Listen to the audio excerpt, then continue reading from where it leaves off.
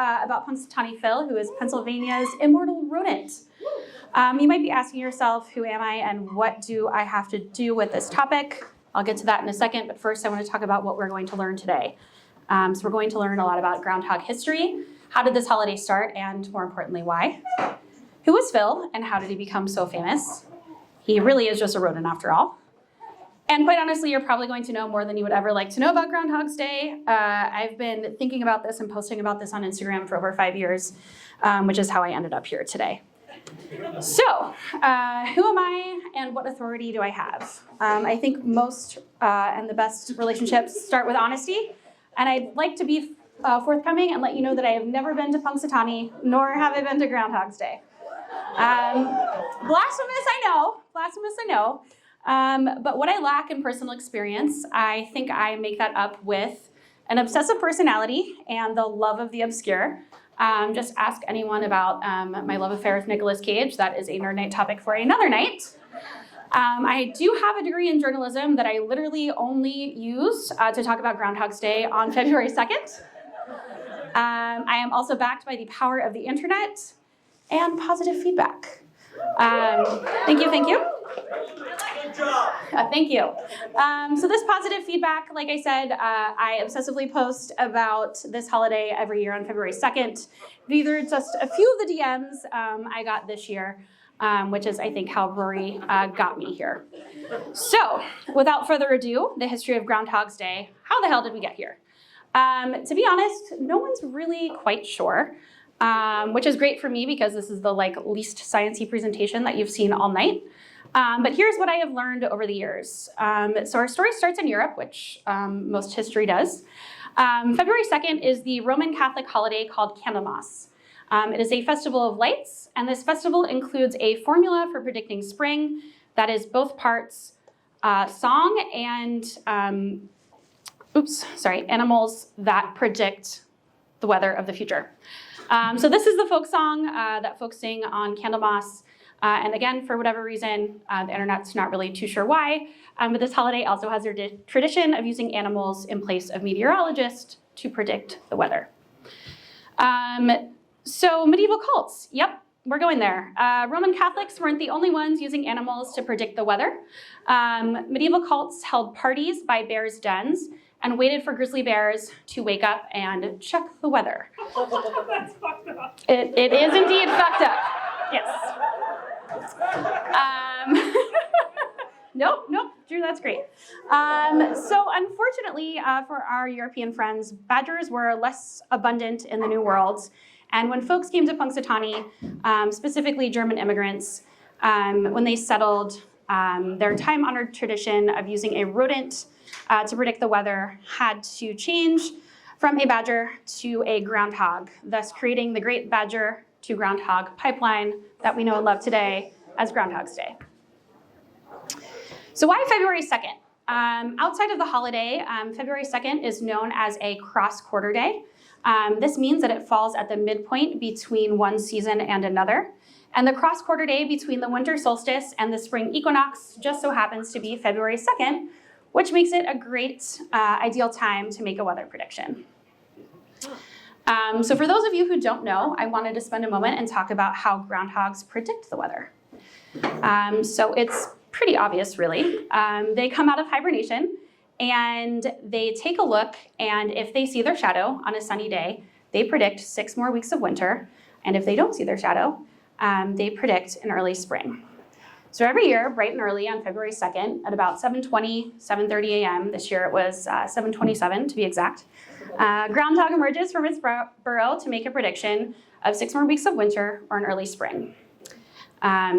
So that brings us to modern day Groundhog's Day. So let's talk about my man Phil. Thank you. The origin of Punxsutawney Phil, the first record we have is from February 2nd, 1887, when the newspaper of Punxsutawney, called the Punxsutawney Spirit newspaper, posted, I guess it wasn't a post then, it was literally a newspaper, that they had gone groundhog hunting in Gobbler's Knob.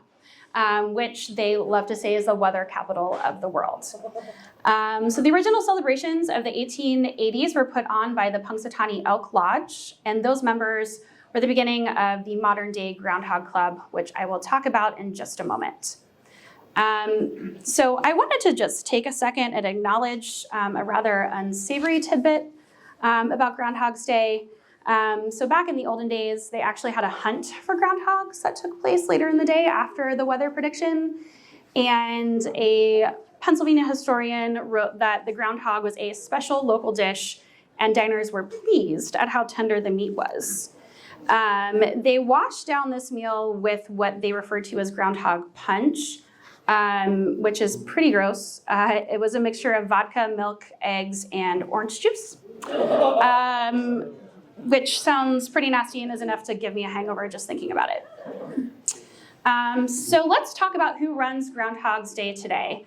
So as I mentioned, back in the day, it was the Elk Club who was responsible for this holiday and its tradition, but who carries the torch today? I would like to introduce you to 15 gentlemen known as the Inner Circle. Yes, they are a group of local dignitaries responsible for carrying on the tradition of Groundhog's Day every year.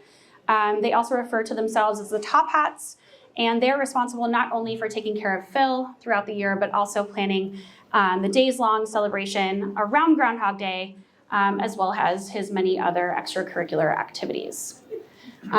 So I would be remiss to talk about the Inner Circle without talking about Phil himself.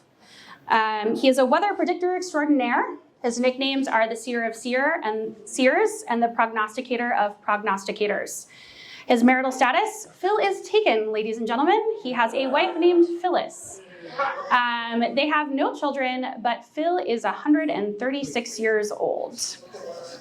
Yep, he is 100 plus years old due to the elixir of life that he is given every summer. This elixir is good for 7 more years of life, and unfortunately for Phyllis, she does not have the luxury of getting this elixir. So about every 7 years, Phil gets a new wife. All right. So the other 364 days of the year, Phil and his wife have a pretty comfortable life. They live in the Punxsutawney Library. Like I said, they don't have kids. They are vegetarian, and they like to snack on kale and bananas. So I want to talk about the Inner Circle president, my boy Tom. He is the ringleader of the Top Hats, and his nickname is the Shingle Shaker. His special talent is that he is fluent in groundhogese, which is very important when trying to figure out how the hell a groundhog is predicting the next 6 weeks of weather. I will say more, in fact. So speaking groundhogese is especially important, like I mentioned, because we no longer use the shadow to understand what the next 6 weeks of weather will bring. So Phil actually picks from one of 2 scrolls. Each scroll has a prediction, one for spring, one for more winter, and he kind of points at it, and then the president of the Groundhog Club actually goes and uses this magical cane to tap Phil and translate into groundhogese, and then he picks a scroll, and we get that read to us now every year on the 2nd. Oh my, indeed. So Phil's handler is the Rainmaker, AJ. He's been a member of the Inner Circle since 2010. And he's responsible for Phil's well-being and media appearances. Phil goes to the annual St. Patrick's Day Parade here in Pittsburgh every year. And he also makes a yearly appearance at Wiggle Whiskey, who has a special Groundhog Day whiskey every year. And he also frequents Threadbare Cider. So if you are like me and don't get the opportunity to meet him in Punxsutawney, you have a few local opportunities as well. So I would be remiss if I did not talk about the rest of the circle. Again, 15 dudes. Unfortunately, this year is the Treasurer Sky Painter's last year with the circle. He is retiring. But we did get 2 new members, young blood, I love to see it, Frostbite and Storm Builder. So outside of the actual 7:30 a.m. Prediction, there are a number of celebrations that take place each year. This year we had a talent show, a members-only reception. We also had a formal ball, and then you could also get lunch with Phil after he caught up on sleep after the 2nd. So the actual celebration of Groundhog Day, while it starts, or not starts, but kind of comes to a close at 7:30 with a prediction, there are thousands and thousands of people that come. They have live music, they have special guests, including Miss Pennsylvania. There's a shit ton of drinking and tailgating, and things kick off at around 3 o'clock in the morning and go through the weekend. So you might be asking, how often is this Phil guy accurate? Well, according to the Inner Circle, 100% of the time. He is never wrong, he is just misunderstood. Yes. But in reality, his predictions are a little hit or miss. According to the National Oceanic and Atmospheric Administration, he's only been accurate 40% of the time. And in the last 10 years, he's only aligned with the actual weather 4 times. So this may seem really terrible, but in reality, a 10-day or longer weather forecast predicted by a meteorologist is only accurate around 50% of the time. So to predict weather 6 weeks out, Phil has roughly the same accuracy as my favorite weather forecaster, Dave Spritz. Like I mentioned, big Nicolas Cage fan. This is from the movie Weatherman. So past predictions. Like I said, Phil predicted 6 more weeks of winter this year, or maybe I didn't say that, I don't remember. But according to records, he's seen his shadow a total of 107 times. He has seen no shadow, or early spring, 29 times. He saw a partial shadow, which I also thought was weird. But it is bullshit. However, you're gonna feel like an asshole. In 1942, war clouds blacked out parts of his shadow due to World War II, so we only saw a partial shadow. This was eventually counted as a no shadow and became an early spring, so that number is truly 30. We also have 10 years of no record. I don't know what was happening those 10 years. It was kind of sporadic. Not really sure what happened there. But throughout the 136 years he's been looking at his shadow or reading scrolls or whatever it is he does these days, he has only missed one prediction, which was in 1943 in the middle of World War II. Was he out fighting? He was out fighting. So I want to talk about Phil's longest streaks. His longest stretch of seeing a shadow is 21 years, which came between the years of 1913 and 1933. And his longest streak of not seeing a shadow, which is 2 years, between 2019 and 2020. So a lot of winters for our boy Phil. Oops. So I did want to talk briefly about the 60-week threat. Apparently Phil's a big drinker. During Prohibition, he said that if he wasn't allowed to drink publicly, he was going to bring 60 weeks of additional winter down on the entire country. L'chaim to Phil. Recognition and celebrity. So this year, he became the 19th and final inductee into the Weather and Discovery Center's Meteorologist Hall of Fame, something I did not know existed, and will continue to pretend like it does not exist every day henceforth. So every year on February 2nd, the Weather Discovery Center honors individuals who advance the knowledge of weather science, and this year Phil became its final inductee. When asked with that weird stick about how he felt about it, he said, "It's about time." So celebrity encounters. In 1986, Phil met, allegedly, Ronald Reagan. There are literally no photos of this. I was like on the Library of Congress, like there's no record of this whatsoever, but he did meet some of our top hat friends here. Phil was also on the Oprah Winfrey Show in 1995. Again, I watched these video clips. Oprah's like suspiciously far away from Phil, but like they are in the same room for all intents and purposes. But she seemed a little sussed out by the prognosticator. I'm sure at least one of you was wondering, like, when in the hell is she going to bring up Bill Murray? Now is your time. The movie Groundhog Day came out in 1993, starring Bill Murray and Andie MacDowell. This film was actually kind of not great for the town of Punxsutawney. They grappled with the notoriety at first, just for measuring stick. They have about 7,000 residents, and when this film came out, they went from having like a couple hundred or a couple thousand extra tourists on Groundhog Day to having 35,000 visitors. So they really didn't know what to do with their newfound fame. Today, the visitors that go every year on February 2nd is a lot closer to about 20,000 people. One last fun fact about this film, it actually made its theatrical debut on Groundhog's Day in 1993 in Pennsylvania at a nearby town called Dubois, which is about 20 minutes away from Punxsutawney. So besides beating celebrities, Phil is actually a celebrity himself. For the low, low price of $80, you can get a cameo from Phil. So he's trying to get his own little side hustle on. We respect it.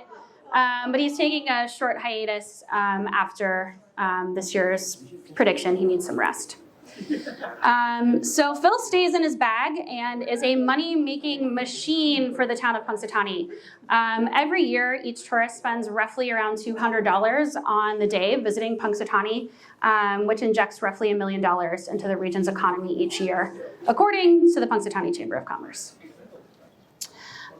So they do say that imitation is the sincerest form of flattery.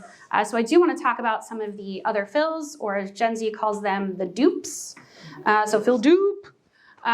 We've got Staten Island Chuck from New York, PRC Shadow, which actually, that's kind of cute, from Louisiana.